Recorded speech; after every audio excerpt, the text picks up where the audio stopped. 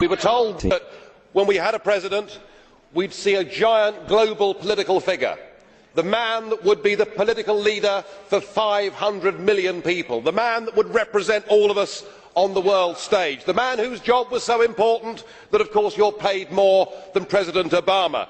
Well, I'm afraid what we got was you.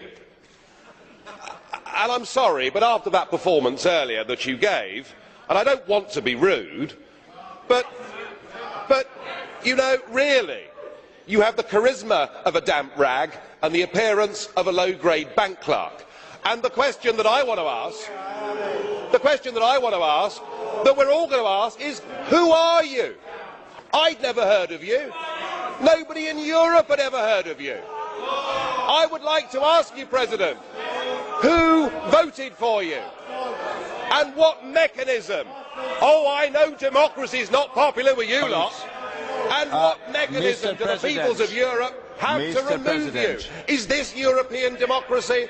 Well, I sense, though, that you're competent and capable and dangerous, and I have no doubt that it's your intention to be the quiet assassin of European democracy and of the European nation states.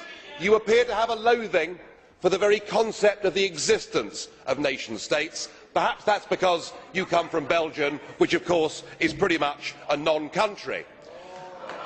But since you took over, we've seen Greece reduced to nothing more than a protectorate.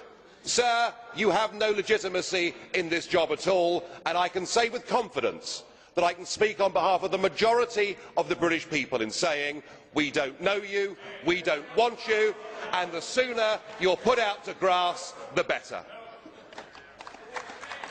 Well, as you said, Mr. President, you wouldn't like to be rude, and I prefer to go ahead with this statement.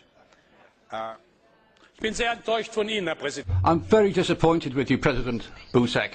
It is not acceptable that in this Parliament a group chairman not only criticises the President of the Council, but calls him a wet rag.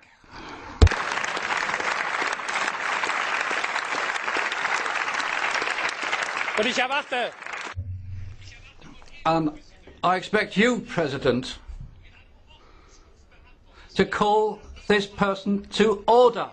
It's not right that this man should be able to trample over the dignity of this House. And Joseph Dole, it's not just a case of getting or allowing the UK to leave the EU. It'd be better for Mr Farage to resign if the European Union and the European Parliament are such bad things in his eyes. Thank you, President. Just as I have said to President Farage previously, 2 months ago, and today I repeat this, these type of addresses, which are character assassinations of individuals, are inadmissible in the European Parliament, and I spoke to Mr Farage about it, and I drew his attention to it. Mr Schulz, I'd like to say that this is how I work, and that's my way of going about it.